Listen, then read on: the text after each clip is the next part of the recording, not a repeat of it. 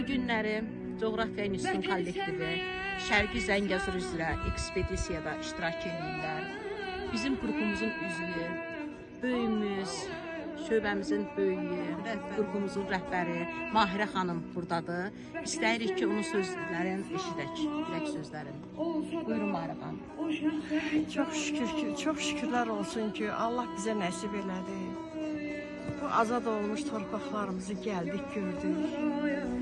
Şükürlər olsun ki, bu azad torpaqda biz də azad nəfəs aldıq. Bu işi təşkil edən institutumuzun rəhbərliyi, özlərin minnətdarlığımızı bildirik. Ataların bir sözü var, deyir, 100 eşitməkdənsə, bir görmək yaxşıdır. Məhz bu səbəbdən bu əraziyə gəldik. 40 il bundan əvvəl mən buradan tədqiqat iş aparmışam. Şuşa rayonunda. İndi Allah mənə nəsib elədi. Bəlkə də bu bir Allahın möcüzəsidir. Gəlib bu yerləri təkrarı gördüm. Çox ürəyim açıldı.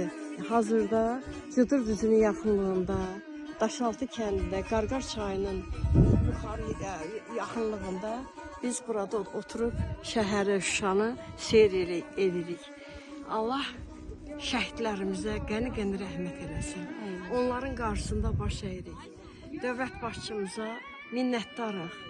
Nə gözəl ki, bu şəraiti bizə yaratdılar.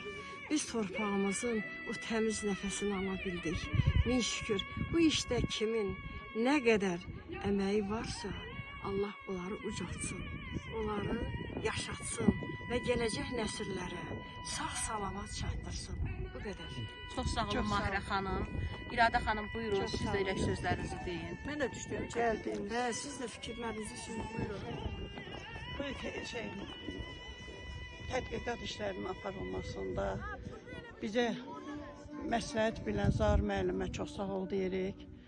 Mahirə xanımın əməyi daha çoxdur. Burada tədqiqat işinin o vaxt apardıqları əmin adların tədqiqatı ilə məşğul olduğu üçün indi 40 ildən sonra gəlib həmən sahəyə bir öyrənildi, təzədən təkrar olundu, baxıldı, yenilikləri gördük. Buna görə də çox sağ ol deyirik. Buyur, Düzalı xanım.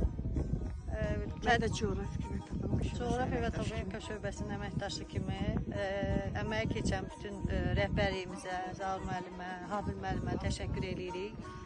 Çox burada ürəyimiz açıldı, şad olduq. Çox sağ olsunlar, bir dəfə təşəkkür edirik. Gəldik, gördük. Və savadımızı, biliyimizi artırdı.